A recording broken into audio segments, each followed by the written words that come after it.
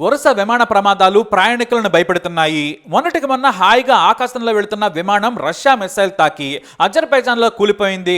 ఇప్పుడు ఏకంగా విమానం క్రాష్ ల్యాండింగ్ అయ్యి రన్వే చివర ఉన్న కాంక్రీట్ గోడను బలంగా ఢీకొట్టి పేలిపోయింది. 179 మంది చనిపోయారు. దీంతో సౌత్ కొరియా ఒక్కసారిగా షాక్ గురైంది. అసలు తప్పు ఎక్కడ జరిగిందనేది మిస్టరీగా మారింది. ఎందుకంటే ఆ విమానం బోయింగ్ కంపెనీ 737-800 సిరీస్ ఫ్లైట్. మరి అంత పెద్ద కంపెనీ విమానం ఇలా పేలిపోవడంతో అమెరికా కూడా ఇన్వెస్టిగేషన్ కోసం ప్రత్యేక టీం ని దక్షిణ కొరియా పంపింది. మరి అసలు ఏం జరిగిందో చూద్దాం. సౌత్ కొరియాకు చెందిన అతిపెద్ద ఏవియేషన్ కంపెనీ బెజు ఎయిర్ ఫ్లైట్. ఈ కంపెనీకి చెందిన 7C-2216 విమానం బ్యాంకాక్ నుంచి దక్షిణ కొరియాలోని సౌత్ సిటీ అయిన మువాన్ ఇంటర్నేషనల్ ఎయిర్పోర్ట్ లో ల్యాండ్ అయ్యేందుకు బయలుదేరింది. ముందు అన్ని చెకింగ్స్ పద్ధతిగానే సాగాయి. ఎలాంటి లోపాలు లేవు. బెజు తన విమానాలను చాలా జాగ్రత్తగా పరీక్షిస్తుందనే పేరు కూడా ఉంది. ఈ విమానం కూడా బ్యాంకాక్ లో ఎలాంటి సమస్యలు లేకుండానే టేకాఫ్ అయింది. కానీ పైలట్ మధ్యలోకి వచ్చిన తర్వాత ఒక ఇంజిన్లో లోపం ఉందని గుర్తించాడు. వెంటనే కంట్రోల్ రూమ్కి సమాచారం ఇచ్చాడు. ఆ తర్వాత కమ్యూనికేషన్ ద్వారా సరిచేశారు. అప్పటి వరకు అంతా బాగానే ఉందని తేలింది. కానీ సరిగ్గా రాత్రి 8:50 ఎయిర్ ట్రాఫిక్ కంట్రోల్ రూమ్ పక్షులు ఢీకొట్టే ప్రమాదం ఉందని హెచ్చరికలు జారీ చేసింది. అంతేకాదు బ్యాక్ సైడ్ నుంచి ల్యాండ్ కావాలని కూడా కోరింది. కానీ మరు సెకండ్కే మేడే కాల్ చేశాడు పైలట్. అంటే ఎమర్జెన్సీ స్థితిని తెలియజేయడం అన్నమాట. ఎమర్జెన్సీ ల్యాండింగ్కు అనుమతి కోరాడు. సరిగ్గా మేడే కాల్ చేసిన 5 నిమిషాల తర్వాత అంటే 9:03 విమానం చాలా క్రిటికల్ కండిషన్లో ఉందని ఎయిర్ ట్రాఫిక్ కంట్రోల్ గుర్తించింది. అలా రష్ ల్యాండింగ్కు అనుమతించింది. అయితే ల్యాండ్ అయిన క్రమంలో హైడ్రాలిక్ సిస్టమ్ ఫెయిల్ అయింది. ల్యాండింగ్ గేర్ పనిచేయడం లేదు. ముందు వెళ్తూ సరిగా తెరుచుకోలేదు. అయినా సరే చివరకు ల్యాండ్ చేయడం మినహా పైలట్ కు మరో ఆప్షన్ కూడా లేకుండా పోయింది. దీంతో వేగంగా జారుతూ కిలోమీటర్ వెళ్ళిపోయింది. రన్వే చివరన ఉన్న భారీ కాంక్రీట్ వాల్ ను ఢీకొట్టి వరుసగా 10 సార్లు పేలింది విమానం. వాస్తవానికి రన్వే దాటిన తర్వాత 300 మీటర్ల దూరంలో ఉంది ఆ గోడ. అంటే అంత వేగంగా వచ్చింది ఫ్లైట్. విమానం గాని గోడను ఢీకొట్టకుండా ఉంటే పేలుడు మాత్రం జరిగేది కాదు. కనీసం ప్రమాదం నివారించేందుకు సమయం దొరికేదేమో. కానీ వరుస పేలుళ్లు జరిగిపోయాయి. అంతర్జాతీయ ప్రమాణాల ప్రకారం రన్వే చివరన బలహీనమైన గోడలు లేదా ఫెన్సింగ్ మాత్రమే ఉంచాలి. అలా ఉంచితే ఇలాంటి పరిస్థితులలో విమానం డ్యామేజ్ అయ్యి పేలుడు జరగకుండా ఉంటుంది. కానీ పేరున్న మువాన్ ఇంటర్నేషనల్ ఎయిర్పోర్ట్ లో ఎందుకు బలమైన గోడను కట్టారనేది కూడా ఇప్పుడు చర్చనీయాంశంగా మారింది.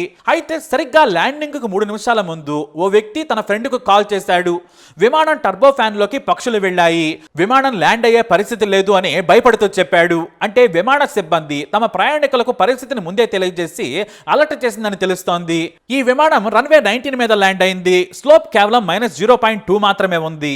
దీంతో ల్యాండింగ్ కావాల్సిన విమానానికి మరింత పొడవైన రన్వే కావాలి. కానీ అక్కడ లేదు. అయితే బెజు విమాన కంపెనీ మాత్రం వాతావరణ పరిస్థితులు కూడా కలిసి రాలేదని ప్రకటించింది.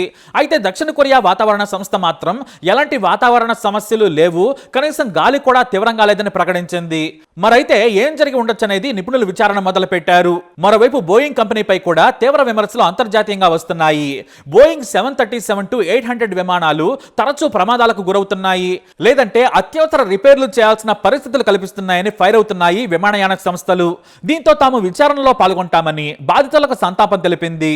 అయితే అమెరికా ట్రాన్స్పోర్ట్ డిపార్ట్మెంట్ కూడా ప్రత్యేక విచారణ టీంతో సౌత్ కొరియా వెళ్ళింది.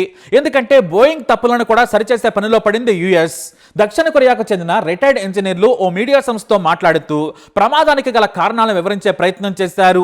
ఒకవేళ పక్షులు ఢీకొడితే ఇలాంటి ప్రమాదం జరగడానికి అవకాశం ఉంది. ఎందుకంటే ఈ తరహా విమాన ఇంజన్ టర్బైన్ ఫ్యాన్లు చాలా పెద్దగా ఉంటాయి. పక్షి దగ్గరకు రాగానే లోనికి వెళ్ళిపోతుంది. మామూలుగా పక్షి ఒకటి వెళ్ళినా చనిపోతుంది. కానీ వరుసగా 3 లేదా అంతకు మించి పక్షులు లోనికి వెళితే మాత్రం హైడ్రాలిక్ సిస్టమ్ ఫెయిల్యూర్ అవుతుంది. దానివల్ల ల్యాండింగ్ గేర్ తో పాటు స్లాట్స్ లేదా ఫ్లాప్స్ దెబ్బతింటాయి. చివరిగా మొత్తం సిస్టమ్ క్రిటికల్ గా మారుతుంది. కాబట్టి ఇక్కడ పైలట్ మొదట ఇంజిన్ ఫెయిల్యూర్ గుర్తించిన తర్వాత hydraulic failure, landing gear fail కావడం గుర్తించి ఎమర్జెన్సీ ల్యాండింగ్ కు ప్రయత్నించాడు. ల్యాండింగ్ సమయంలో వెనుక టైర్లు ఓపెన్ అయినా కూడా పైలట్ స్పీడ్ ను కంట్రోల్ చేయగలిగేవాడు. కానీ మొత్తం వ్యవస్థ అప్పటికే ఫెయిల్ అయింది. తన చేతిలో ఏమీ లేదు.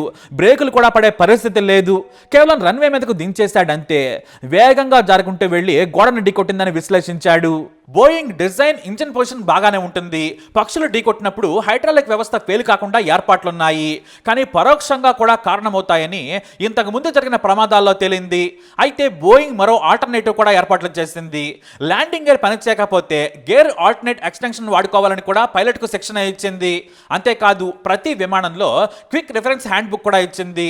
ఏ సమస్య వస్తే ఏం చేయాలనే దానిపై ట్రైనింగ్ మాత్రమే కాదు, సమస్య వచ్చినప్పుడు పైలట్ పానిక్ అవుతారు కాబట్టి రెఫరెన్స్ బుక్స్ ను కూడా అందుబాటులో ఉంచుతుంది.